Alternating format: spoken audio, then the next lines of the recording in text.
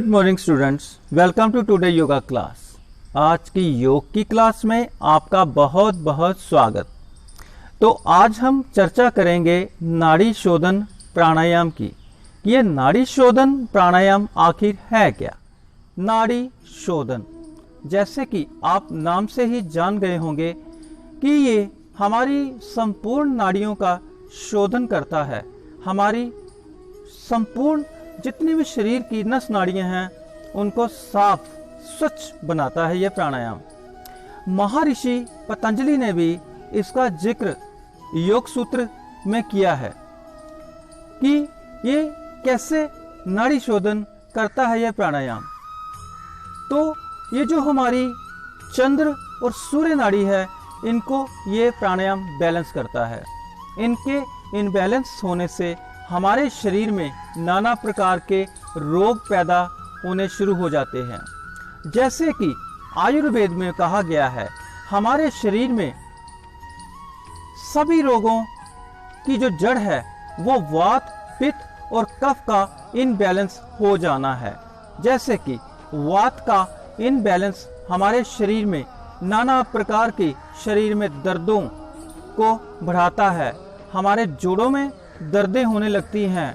पित्त के बढ़ने से हमारे शरीर में अननेसेसरली गर्मी पैदा होनी शुरू हो जाती है, जिसके बहुत से नुकसान हैं। और कफ क्या है?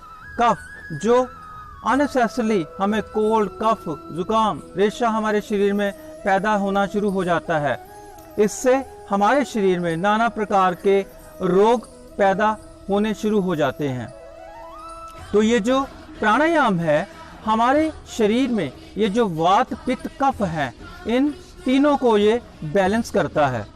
हमारी जो सुषुम्ना नाड़ी है उनको जागृत करके हम इस प्राणायाम का लाभ ले सकते हैं।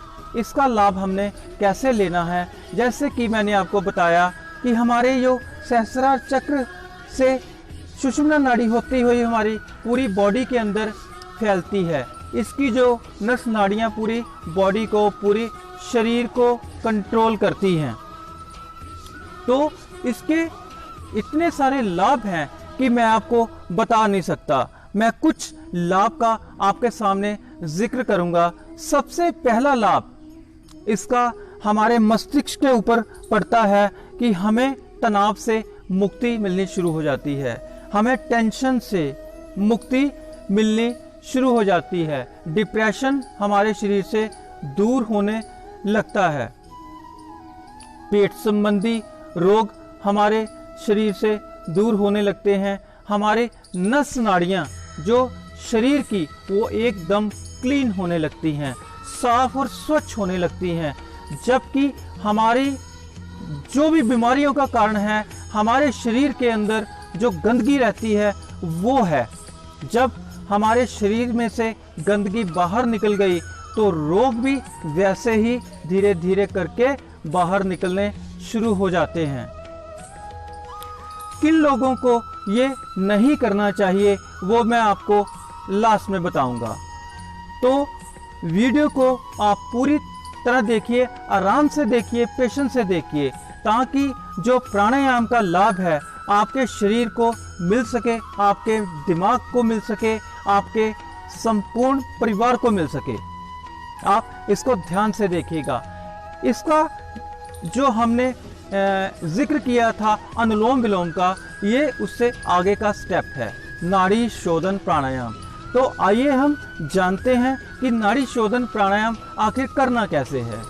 सबसे पहले जैसे कि सुखासन में बैठ जाइए, आलती पालती मारकर बैठ जाइए या पद्मासन में बैठ जाइए। आप कैसे भी जैसे आपको सुविधा लगे आप बैठ सकते हैं।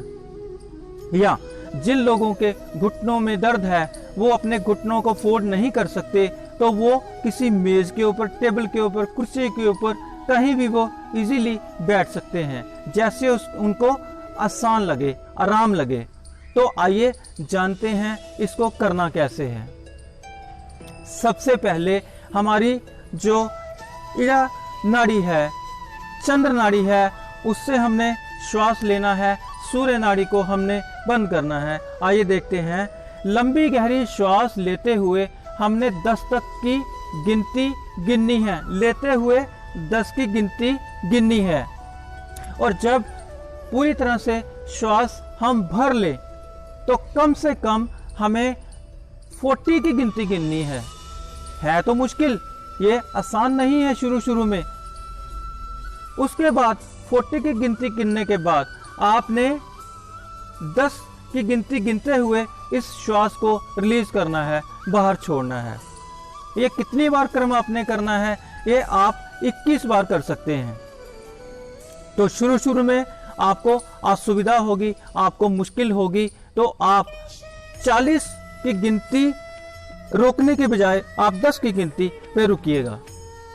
लेते हुए आपने 10 तक गिनती गिननी है, और जब ले लेना है श्वास तो 10 तक गिनती गिननी है रोकने के बाद फिर रिलीज करने की 10 तक गिनती गिननी है। तो आइए मैं आपको करके बताता हूँ। ये देखिए, लंबी गहरी श्वास लेंगे,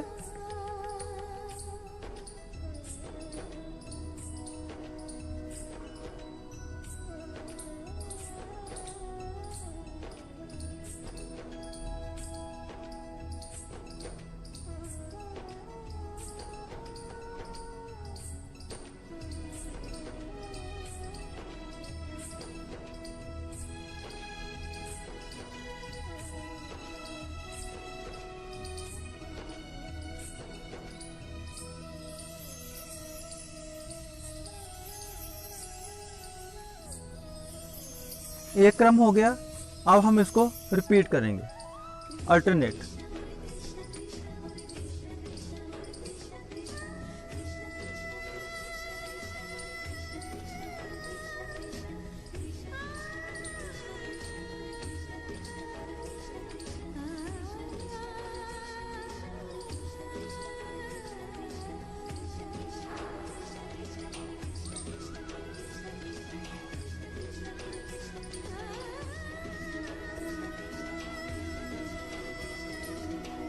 तो ये रहा इसका पूरा चक्र। इसी चक्र को आपने कम से कम 21 बार रिपीट करना है। आप इसको करने के बाद अपने शरीर में देखिए कितनी सारी आपको आपकी बॉडी में चेंजिंग आ रही है। धीरे धीरे आप इस चेंजिंग को महसूस करना शुरू करेंगे। इसके बहुत से लाभ हैं, आप इसको जरूर करिएगा। आपकी बॉडी जो है एकदम फूल की तरह हल्की हो जाएगी। आपका दिमाग एकदम हल्का महसूस करेगा। आपके शरीर में से जो गंदी वायु है, गंदी ऑक्सीजन, कार्बन डाइऑक्साइड भरी पड़ी है, वो रिलीज होनी शुरू हो जाएगी। इतने सारे इसके लाभ हैं। अब किनको ये नहीं करना चाहिए? जिन लोगों को हार्ट की प्रॉब्लम है या जिनको अस्थमा है, उनको श्वास रोकनी नहीं चाहिए। जैसे कि कुंभक, हमने कुंभक लगाया, श्वास चंद्र नाड़ी से ली, उसके बाद हमने रोक दी, इसको हम कुंभक बोलते हैं। रेचक, पूरक और कुंभक। रेचक यानी कि श्वास को छोड़ना, पूरक यानी कि श्वास को लेना, और कुंभक श्वास को रोक कर रखना। कुंभक उन लोगों को नहीं करना है जिनको अस्थमा की प्रॉब्लम है, जिनको हार्ट डिजीज है, हार्ट की प्रॉब्लम है, उन लोगों को नहीं करना है। बाकी सभी लोग इसका लाभ ले सकते हैं। या जिनको हार्ट की प्रॉब्लम है या जिनको अस्थमा है, वो अनुलोम विलोम करके लाभ ले सकते हैं। ये कुंभक वाला बीच में जो पार्ट है, इसको वो ना करें। तो ये थी आज की योग की क्लास, ये था आज का प्राणायाम। आज का जो सुविचार है, अपने जीवन को सादा रखिए, सादा खाइए, सादा रहिए। इसमें आपका शरीर भी स्वस्थ रहेगा, आपकी बॉडी निरोग रहेगी, आपके शरीर में व्याधियां नहीं आएंगी। अगर आएंगी भी तो वो आसानी से चली जाएंगी। जितना हम भारी भरकम तला भुना खाते हैं, हमारे शरीर में नाना प्रकार के रोग पैदा होने शुरू हो जाते हैं। हमारे शरीर में गंदगी भरनी शुरू हो जाती है, जिससे हमारे शरीर में नाना प्रकार के रोग पैदा होने शुरू हो जाते हैं। सादा खाइए और स्वस्थ रहिए। बहुत बहुत धन्यवाद। खुश रहिए, स्वस्थ रहिए।